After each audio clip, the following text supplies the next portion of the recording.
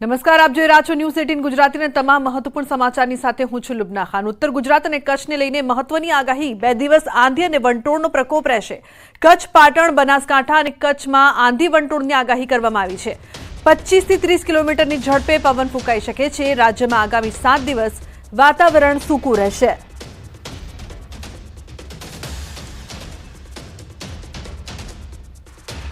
सात दिनों के लिए ड्राई वेदर प्रिवेल करेगा और मैक्सिमम टेम्परेचर की बात करेंगे तो आने वाले 5 दिनों के लिए maximum temperature no large change में रहेगा। और डस्ट स्टॉर्म की बात करेंगे तो सौराष्ट्र, कच्छ, पाटन, सुरेंद्रनगर और बनासकांठा के लिए आने वाले 3 दिनों के लिए डस्ट स्टॉर्म की वार्निंग दी गई है। और इनलैंड रीजन पे गुजरात स्टेट में स्ट्रांग सरफेस विंड प्रिवेल करेगी आने वाले 3 दिनों के लिए, जिसकी विंड की स्पीड होगी 25 से 30 किलोमीटर पर आवर। तो 4 जून ने लईने हवामान विभागनी आगाही छे। 4 जूने राज्यमां वातावरण सूकું રહેશે। 4 जूने महत्तम तापमान 42 થી 44 ડિગ્રી રહેવાનું અનુમાન છે।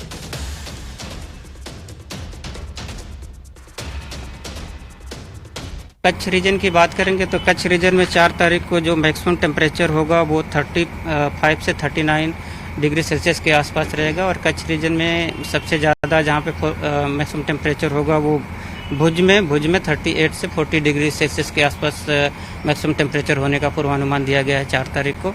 और सौराष्ट्र रीजन की बात करेंगे तो सौराष्ट्र रीजन में अमरेली, भावनगर, सुरेंद्रनगर और राजकोट में जो मैक्सिमम टेम्परेचर 4 तारीख को होगा वो 42 से 44 डिग्री सेल्सियस के आसपास होने का पूर्वानुमान है। तो गुजरातમાં ચોમાસાની એન્ટ્રી ધમાકેદાર રહેશે। આ વખતે ચોમાસું 1990ની પેટર્નથી બેસવાનું છે। રાજ્યમાં ચોમાસું ધમાકેદાર રીતે એન્ટ્રી કરશે। ચોમાસાને લઈને હવામાન નિષ્ણાંત અંબાલાલ પટેલે જોરદાર આગાહી કરી છે। આ વખતે 1990ની પેટર્નથી ચોમાસું બેસવાનું છે। 15 જૂન આસપાસ ગુજરાતમાં ચોમાસું દસ્તક દેશે। ત્યારે વહેલું ચોમાસું બેસતા ખૂબ સારું રહેવાની શક્યતા છે, જેથી કાળઝાળ ગરમીથી રાહત મળવાના પણ સંકેત છે। જોકે રાજ્યમાં પવન અને ગરમીના કારણે બફારાનું પ્રમાણ વધશે। તો બીજી તરફ આંધી વંટોળની પણ આગાહી છે। 4 જૂનથી સમગ્ર રાજ્યમાં આંધી વંટોળનું પ્રમાણ વધશે। દક્ષિણ ગુજરાત અને સૌરાષ્ટ્રમાં 4 થી 6 જૂન વરસાદ પડશે। ચોમાસાની શરૂઆતમાં જ રાજ્યમાં સારો વરસાદ પડશે। એમાં પણ સુરત, વલસાડ, નવસારી, તાપી, આહવા, ડાંગમાં સારો વરસાદ પડશે। તો દ્વારકા, જૂનાગઢ, જામનગર, અમરેલી, ગીર સોમનાથ, ભાવનગર, પોરબંદરમાં પણ સારા વરસાદની આગાહી કરી છે। અમદાવાદ અને ગાંધીનગરમાં 18 થી 20 જૂન વચ્ચે વરસાદની આગાહી છે। અંબાલાલ પટેલે જુલાઈ અને ઓગસ્ટમાં ભારે વરસાદની આગાહી કરી છે। તો દ્વારકાના ભારે પવન સાથે દરિયામાં કરંટ જોવા મળ્યો છે। દરિયા કિનારે ઊંચા ઉછળતા મોજા વચ્ચે યાત્રિકોની ભીડ જોવા મળી। મોટી સંખ્યામાં સહેલાણીઓ દરિયા કિનારે ઉમટ્યા। સંગમ નારાયણ મંદિરથી ગાયત્રી મંદિરના કિનારે લોકોની ભીડ જોવા મળી।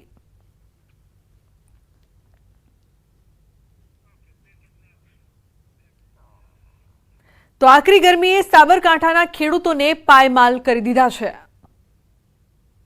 આકરી ગરમીના કારણે સાબરકાંઠામાં કાકડી અને દૂધીના પાકને ભારે નુકસાન પહોંચ્યું છે। સાબરકાંઠાના તખતગઢ ગામે ખેડૂતોએ દૂધી કાકડીનું વાવેતર કર્યું હતું, પરંતુ આ વખતે સાબરકાંઠામાં 44 ડિગ્રીને પાર તાપમાન પહોંચતા બધા જ પાકનો સોથ વળી ગયો। વેલાવાળી શાકભાજીમાં તુરિયા, ગલકા, દૂધી, કાકડી સહિતના ખેતીમાં નુકસાન પહોંચ્યું છે। છોડ ઉપર ફૂલ તો બેસે છે, પણ આકરા તાપના કારણે તે મુરઝાઈને ખરી પડે છે, જેના કારણે ખેડૂતોને મોંઘા બિયારણ અને માવજતનો ખર્ચ માથે પડી રહ્યું છે। એમાં પણ સાવ પાણીના ભાવ મળતા ખેડૂતોને બેવડો માર પડી રહ્યો છે। હાલમાં દૂધીના જથ્થાબંધ વેચાણમાં ખેડૂતોને માત્ર 2 થી 3 રૂપિયા કિલોના ભાવ મળે છે, જેથી સામે છૂટક માર્કેટમાં 30 રૂપિયા કિલોના ભાવે વેચાણ થઈ રહ્યું છે। ખેડૂતોનું ઉત્પાદન ખર્ચ પણ માથે પડી રહ્યું છે। ભારે ખર્ચ કરીને ખેડૂતો યાર્ડ સુધી માલ પહોંચાડે છે, પણ વેપારીઓ શોષણ કરતા હોવાથી ખેડૂતોની સ્થિતિ દયનીય બની છે, જેના કારણે ખેડૂતો ખેતરોમાંથી શાકભાજીના વેલા કાઢી નાખવા મજબૂર બન્યા છે।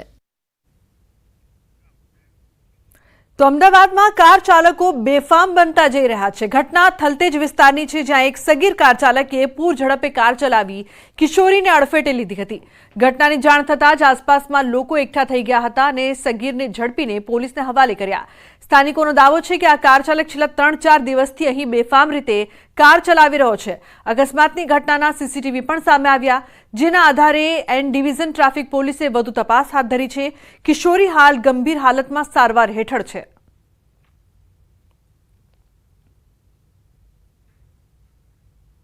એક આગળ 4:28ની આજુબાજુનું એનું અમે CCTV સાહેબ ચેક કર્યા ત્યાંનું છે અને ત્યાંથી કોઈક રિક્ષાવાળાને ટક્કર મારીને સાહેબ આ સાઈડ આવ્યો હતો અને અહીંયા છોકરીને અમારી મારી ભાણીને ઉડાવી સાહેબ.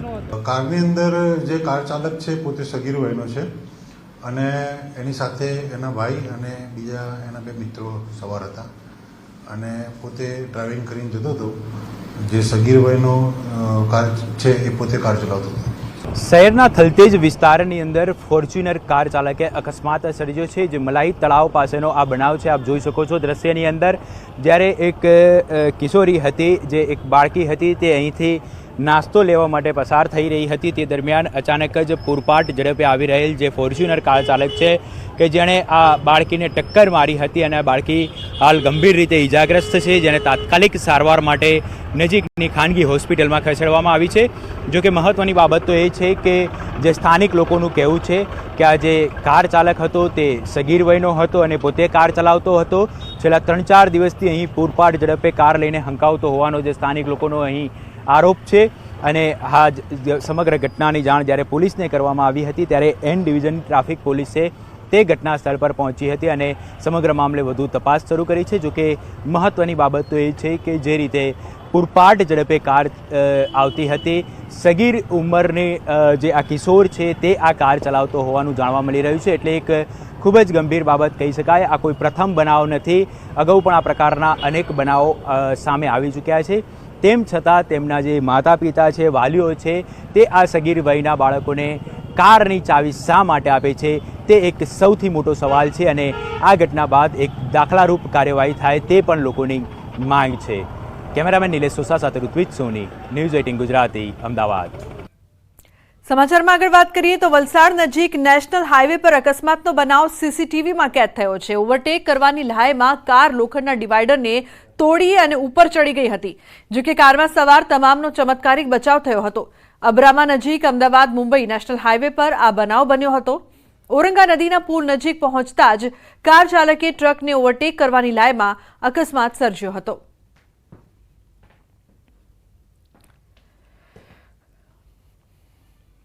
તો રાજકોટના મવડી કણકોટ રોડ પર અકસ્માત થયો છે. બાઇક અને કાર વચ્ચે અકસ્માતના CCTV ફૂટેજ પણ સામે આવ્યા. બાઇક ચાલક સ્લીપ થઈને કાર સાથે અથડાયો હતો. ઘટનામાં બાઇક ચાલકને ગંભીર ઈજા થઈ છે. તો સમગ્ર ઘટનાના CCTV ફૂટેજ પણ સામે આવ્યા. બાઇક અને કાર વચ્ચે અકસ્માત સર્જાયો હતો.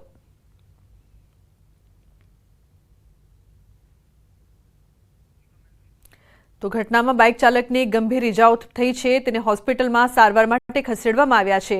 અકસ્માતના હચમચાવનારા દ્રશ્યો પણ સામે આવ્યા, જેમાં જોઈ શકાય છે કે કઈ રીતે આ અકસ્માત થયો હતો. અકસ્માતની આ સમગ્ર ઘટના CCTVમાં કેદ થઈ છે.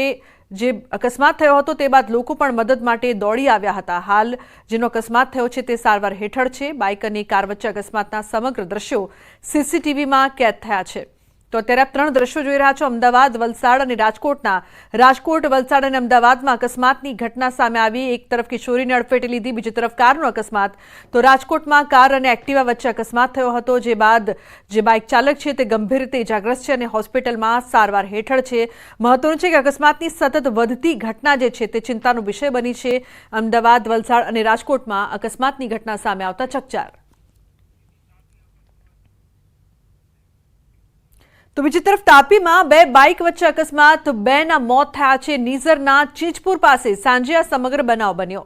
નીઝરથી ઉચ્છલ જતા હાઈવે પર 2 બાઇક સામે અથડાયા હતા, જેમાં 2 યુવકોના સ્થળ પર મોત થયા હતા, જ્યારે એક યુવક ઘાયલ થયો છે. તો 2 બાઇક વચ્ચે અકસ્માતમાં 2 લોકોના મોત નીપજ્યા.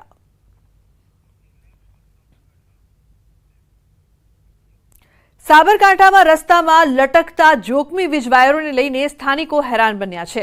રસ્તે લટકતા વીજવાયરો જાણે મોતને આમંત્રણ આપી રહ્યા હોય તેવું લાગી રહ્યું છે. ચોમાસામાં વીજવાયરોના કારણે ઘણા પશુઓ તથા લોકોના મોત નીપજ્યા છે. તો ચોમાસાની પૂર્વ તૈયારી કરવામાં વીજતંત્ર ઉદાસીનતા દાખવી રહ્યું હોય તેવું લાગી રહ્યું છે. UGVCL દ્વારા હિંમતનગરની સર્કલ ઓફિસમાં આવેલા તમામ 418 ફીડરોનું કામકાજ ચાલુ છે. નુકસાન થયેલા વીજપોલને તાત્કાલિક ધોરણે રિપેર કરવાની માંગ સ્થાનિકો દ્વારા કરવામાં આવી છે. તો મહત્વનું છે કે તાત્કાલિક ધોરણે વીજ પોલ રિપેર કરવામાં આવે તેવી સતત માંગ કરવામાં આવી રહી છે. બીજી તરફ સાબરકાંઠામાં વીજ વાયરો એટલા જોખમી બન્યા છે કે લોકો ચિંતામાં જોવા મળી રહ્યા છે. તો રસ્તામાં લટકતા વીજ વાયરો મોતને આમંત્રણ આપી રહ્યા છે અને તંત્રને જલ્દી જરૂર છે કે આના પર પગલાં ભરવામાં આવે. આમાં કુલ 428 ફીડરમાંથી 250 ફીડરોનું અમે સમારકામ કરી ચૂક્યા છીએ અને બાકીનાનું પણ અત્યારે હાલ સમારકામ ચાલી રહ્યું છે. આ સમારકામમાં અમે ગ્રાહકોને ઓછામાં ઓછી અગવડ પડે, ઓછામાં ઓછા સમયે વીજ પુરવઠો બંધ રહે એ રીતે એટલે સવારના ભાગમાં જ અમે આનું મેન્ટેનન્સ કરીએ છીએ. ઓચિંતાના લટકતા ઝૂલતા વાયરો પડ્યા, આ તો કોઈ પબ્લિક નથી અને હું બી બચી ગયો ભગવાનની દયાથી. બાકી જો નાનું બાળક કે જતું હોય તો મોટી જાનહાનિ એ દિવસ થઈ જાય. અમારી માંગે લટકતા ઝૂલતા વાયરો છે એને ચોમાસા પહેલાં આ પવનના જે બધું આવે છે એ પહેલાંનું સમારકામ કરવું જોઈએ. તો સ્માર્ટ મીટરે ફરી છબરડો કર્યો છે. 13.45 લાખનું વીજ બિલ આવતા ગ્રાહકને તાવ ચડી ગયો. વડોદરામાં ફરી MGVCLના સ્માર્ટ મીટરે છબરડો કર્યો. 13.45 લાખના બિલનો મેસેજ આવતા ગ્રાહકના પગ નીચેથી જમીન સરકી ગઈ. જેલપુર રોડ પર રહેતા પરિવારને લાખો રૂપિયાનું બિલ આવતા વીજ કચેરી રજૂઆત માટે પહોંચ્યો અને ફરિયાદ કરી. MGVCLે વડોદરા શહેરમાં સ્માર્ટ મીટર લગાવ્યા છે, ત્યારે તેની સામે ગ્રાહકોમાં ભારે નારાજગી જોવા મળી રહી છે. વધારે બિલ અને રિચાર્જની પ્રક્રિયાથી લોકો ત્રસ્ત છે અને જૂના મીટર ફરી લગાવી આપવાની માંગ ઉઠી છે. એવામાં વધુ એક છબરડાથી ફરી સ્માર્ટ મીટર માટે વિરોધનો સૂર ઉઠ્યો છે. તો રાજકોટ ગેમ ઝોન બાદ પ્રશાસન અચાનક એક્શનમાં આવી ગયું છે. ઠેર ઠેર ફાયર સેફટીની ચકાસણી કરવામાં આવી રહી છે. ત્યારે ન્યૂઝ 18 ગુજરાતીની ટીમે અમદાવાદ ગ્રામ્યમાં આવેલા બાવડામાં ફાયરની સુવિધા અંગે રિયાલિટી ચેક કર્યું હતું, જેમાં સામે આવ્યું કે સ્થાનિક પ્રશાસન હજુ પણ ઘોર નિંદ્રામાં છે. બાવડામાં અનેક કેમિકલ કંપની આવેલી છે, જેમાં આગ લાગે તો તે આગને બુઝાવવા કોઈ ફાયર સાધન કામ લાગે એવું નથી. ફાયર માટે જે વાહન બાવડા નગરપાલિકા પાસે છે તે વાહન વર્ષોથી વણવપરાયેલી હાલતમાં જોવા મળ્યા. બાવડા નગરપાલિકાને આ ફાયર ફાઇટરની ગાડી 2019માં મળી હતી. ત્યારથી લઈને ફક્ત નામનો જ ઉપયોગ થયો હોય તેવું જોવા મળ્યું. સ્થાનિકો પણ ફાયર સુવિધાની માંગ કરી રહ્યા છે.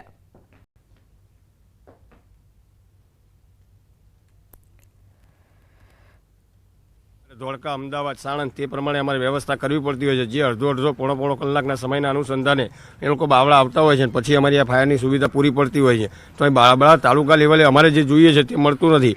આ સિવાય આવું પણ નાનું ફાયર પણ અમારા બાવળા નગરપાલિકાની બાજુમાં ત્યાં પડેલ છે, તે પણ આનથી નાનું છે, તે કાણા પડી ગયા છે. એનો જે પૂરતો સ્ટાફ જે હોવો જોઈએ એ પણ છે નહીં એ બાવળાની અંદર. તો એનાથી આ સુવિધાથી અમે વંચિત રહી ગયા છે. તો આ લેવલે સરકારે કંઈક આગળની પરિસ્થિતિને ધારાધોરણ પ્રમાણે આગળ વધે અને અમને બાવળા તાલુકા લેવલે અમને કંઈક આપે, જેની અમે માંગણી કરી રહ્યા છીએ.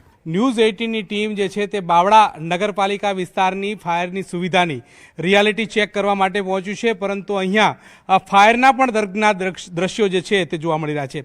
આ ફાયર આગ બુઝાવવા માટેનું વાહન છે, પરંતુ દ્રશ્યો તમારી સામે જ છે. આ દ્રશ્ય જોતાં જ તમને ખબર પડે કે આની સિચ્યુએશન કેવી છે. એક પણ લાઇટ નથી.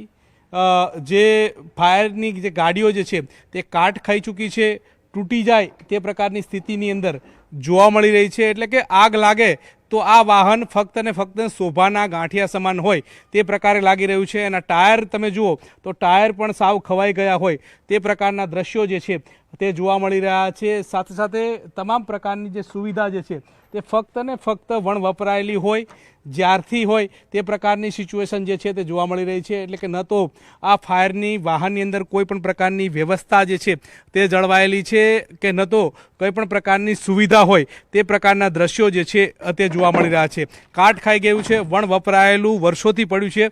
અહીંના સ્થાનિક લોકોનું આ પ્રમાણેનું કહેવું છે. આ પ્રકારના દ્રશ્યો જે છે તે જોવા મળી રહ્યા છે કે જ્યાં ફાયરના વ્યક્તિઓ આવે, ફાયર માટેની કામગીરી કરે તો પણ કેવી રીતે કરે તે પ્રકારની સિચ્યુએશન હાલ તો આ ફાયરના વાહન થકી જોવા મળી રહી છે. અહીંયા છાસવારે આગના બનાવો બને છે, પરંતુ અહીંયા બહારથી એ ફાયરના વાહનો મંગાવવા પડે છે અને બહારથી ફાયર જે છે તે કંટ્રોલ કરવા માટેની કવાયત હાથ ધરવી પડે છે.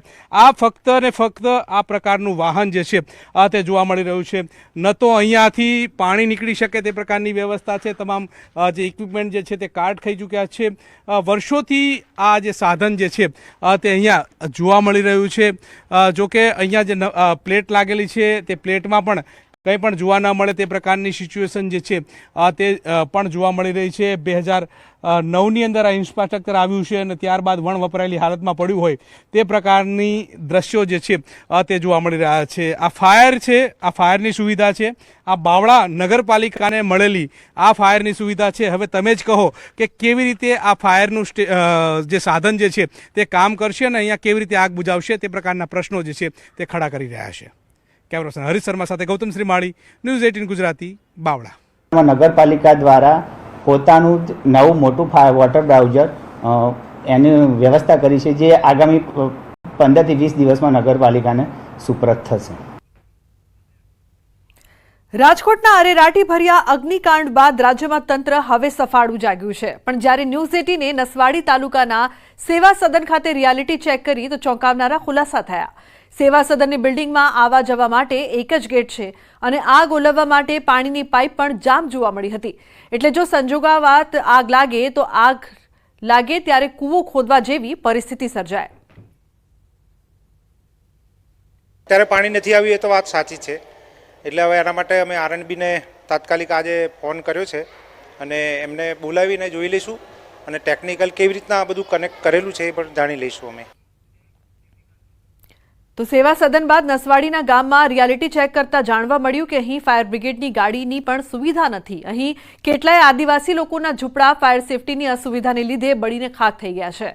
ફાયર ફાઇટરની સુવિધા માટે સરકાર દ્વારા જે ગાડી અપાઈ હતી તે બગડી જતા વેચી દેવાઈ હતી.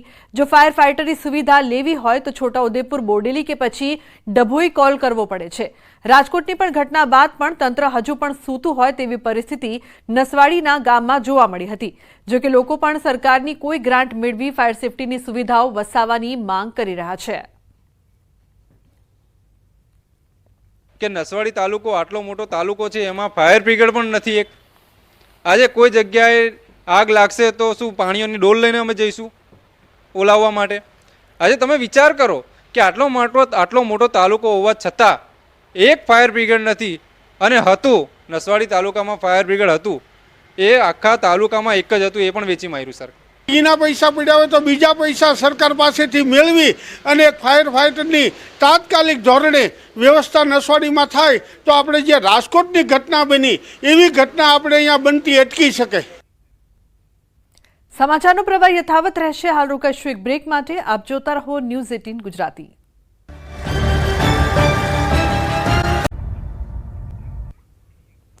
Welcome back. સમાચારમાં આગળ વાત કરીએ તો લગ્નમાં નાચગાન સમયે ફાયરિંગ, મહિલા ઘાયલ થઈ છે. છોટાઉદેપુરના ક્વાંટમાં બનાલા બનાવમાં ફરિયાદ થઈ છે તો પોલીસે આ મામલે તપાસ કરી છે. ફાયરિંગ કરનાર આરોપીને પકડી પાડવામાં આવ્યા છે.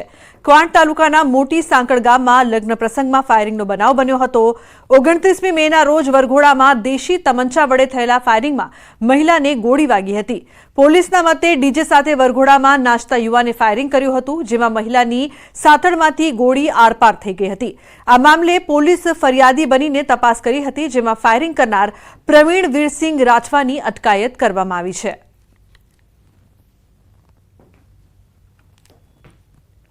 પ્રવીણભાઈ વીરસિંહભાઈ ડીજે અને ઘોડો સાથે આવેલા અને 30થી 40 માણસો નાચતા નાચતા આવતા હતા. તે વખતે કોઈક ફટાકડા જેવો ફૂટવાનો અવાજ આવ્યો. ત્યારબાદ પિકઅપમાં બેસેલ શાંતુબેન ને કંઈક વાગ્યું અને લોહી નીકળે છે તેવી ફરિયાદ કરી. દરમિયાન પ્રવીણભાઈ જે શકમંદ હતા એમને લાવી અને પૂછપરછ કરતા એમણે આ બાબતની કબૂલાત કરી કે ડીજેમાં રાત્રિના સમયે નાચતી વખતે એમણે પોતાની પાસેનું એક હથિયાર તમંચો જે દેશી હાથ બનાવટનો છે એ કાઢી અને ફોડતા આ બનાવ બન્યો છે. રાજ્યમાં તસ્કરો બેફામ બન્યા છે. આણંદમાં બંધ ઘરને નિશાન બનાવ્યું તો ભરૂચમાં બેંકની આખી તિજોરી ઉપાડી ગયા. ભરૂચના આમદડા ગામ નજીક આવેલી એચડીએફસી બેંકને તસ્કરોએ નિશાન બનાવી. એચડીએફસી બેંકમાં તસ્કરો ત્રાટક્યા અને આખી તિજોરી ઉપાડી ગયા. જો કે બેંકની તિજોરી ટ્રેક્ટરથી ખેતરમાં ખેંચી તોડવાનો નિષ્ફળ પ્રયાસ થયો. ચોર બેંકના શટર તોડીને અંદર પ્રવેશ્યા બાદ બેંકની તિજોરીને બહાર લાવી ટ્રેક્ટરથી ખેંચીને ખેતરમાં લઈ ગયા. તિજોરીને તોડવાનો પ્રયાસ નિષ્ફળ રહેતા તસ્કરો તિજોરી અને ટ્રેક્ટર સ્થળ પર જ મૂકીને પલાયન થઈ ગયા, જેથી તિજોરીમાં રહેલી 19 લાખ જેટલી રકમ બચી ગઈ. ઘટનાની જાણ થતાં જ તાલુકા પોલીસ મથક સહિત ઉચ્ચ અધિકારીઓ સ્થળ પર દોડી આવ્યા અને તપાસ હાથ ધરી. પોલીસ તપાસમાં સામે આવ્યું કે પહેલા તસ્કરો આમદડા ગામમાંથી જ ટ્રેક્ટર ચોરીને લઈ ગયા. જ્યારે ટ્રેક્ટર સ્થળ પર ન મળતા તેનો માલિક શોધખોળ કરવા નીકળ્યો ત્યારે HDFC બેંકનું શટર તૂટ્યું હોવાનું માલુમ પડ્યું, જેની જાણ તાલુકા પોલીસ મથકમાં કરવામાં આવતા પોલીસ સહિત ઉચ્ચ અધિકારીઓ પણ ઘટના સ્થળે દોડી આવ્યા અને તપાસ હાથ ધરી. આ તરફ આણંદના ઉમરેઠમાં પણ તસ્કરોએ તરખાટ મચાવ્યો. તસ્કરોએ સ્ટેમ્પ વેન્ડરના મકાનને નિશાન બનાવ્યું. મકાન માલિક મરણ પ્રસંગે ઘરેથી બહાર હતો, જેનો ફાયદો ઉઠાવી ચોરોએ બંધ ઘરમાં ખાતર પાડ્યું. ચોરો લોખંડની જાળી તોડીને ઘરમાં પ્રવેશ્યા અને તિજોરી તોડીને રોકડ, ઘરેણાં અને ચાંદીની મૂર્તિની ચોરી કરીને ફરાર થઈ ગયા. ચોરોએ ઘરનો કબાટ, બેડમાં રાખેલો સામાન વેરવિખેર કરી નાખ્યો. ઉમરેઠમાં અવારનવાર થતી ચોરીની ઘટનાઓથી પોલીસના નાઇટ પેટ્રોલિંગ પર સવાલ ઉઠી રહ્યા છે. તો દાહોદમાં ભૂમાફિયાઓ બેફામ બન્યા છે. નકલી કચેરી બાદ વધુ એક મોટું કૌભાંડ સામે આવ્યું. દાહોદમાં નકલી કચેરી બાદ જમીનમાં નકલી હુકમો સામે આવ્યા છે. ભૂમાફિયાઓએ જોરદાર તિકડમ લગાવ્યું. ભૂમાફિયાઓએ જમીનના એનએના નકલી હુકમો બનાવ્યા હોવાનો ખુલાસો થયો. જમીન નકલી એને કરી પ્લોટિંગ કરાયું અને તેનું વેચાણ પણ થઈ ગયું અને અધિકારીઓ ઊંઘતા રહ્યા. મોડે જાણ થતા પ્રાંત અધિકારી અને DDO કચેરી વતી પોલીસ ફરિયાદ નોંધાઈ. ત્યારે આ મામલે પોલીસે શૈશવ પરીખ, જકરિયા અને હારૂન એમ 3 આરોપીઓની ધરપકડ કરી છે. જમીનના નકલી હુકમ મામલે દાહોદ A ડિવિઝન અને B ડિવિઝન પોલીસ મથક એમ 2 અલગ અલગ ફરિયાદ નોંધાઈ છે. બંને ફરિયાદમાં શૈશવ પરીખ કોમન આરોપી સામે આવ્યો છે. પોલીસ તપાસમાં વધુ નામ બહાર આવવાની શક્યતા છે. હવે વૃક્ષ કાપશો તો ખેર નથી. વૃક્ષોનું નિકંદન કરનાર કંપની સામે AMC હવે લાલઘુમ થયું છે.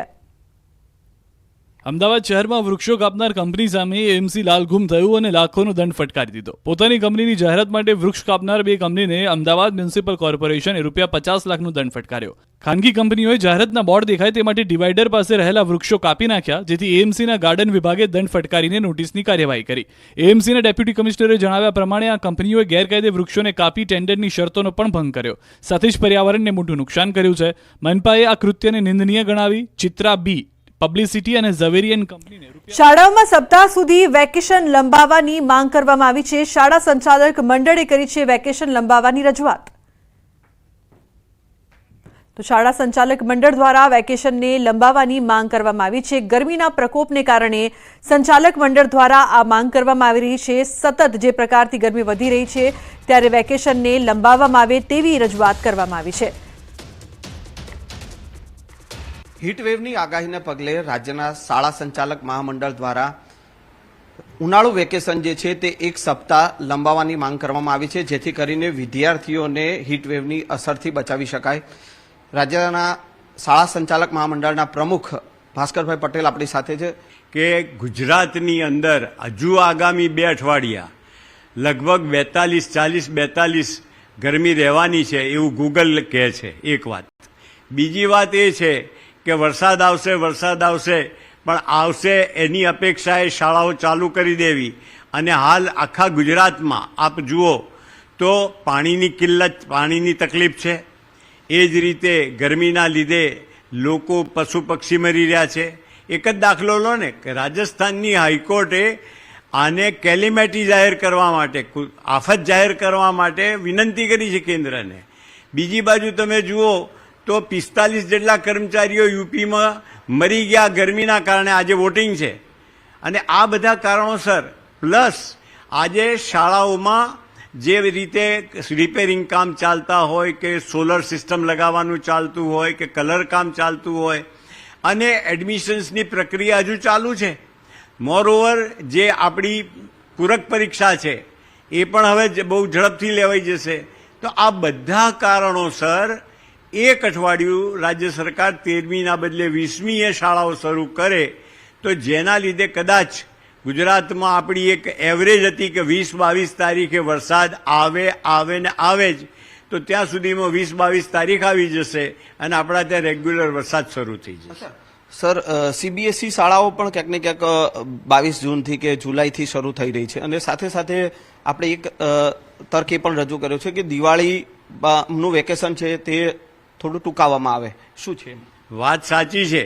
આપ જુઓ CBSEની શાળાઓ છે એ મે મહિનાના 2-3 અઠવાડિયા સુધી વર્કિંગ કરતી હોય છે અને ત્યારબાદ એ લોકો જૂન એન્ડ અથવા જુલાઈના 1st-2nd વીકની અંદર રીઓપન કરતા હોય છે.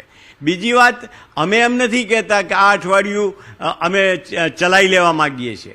અમે એમ કહેવા માંગીએ છીએ કે આપણા જે 3 અઠવાડિયાના દિવાળી વેકેશન છે એના બદલે એને 2 અઠવાડિયું કરી નાખો.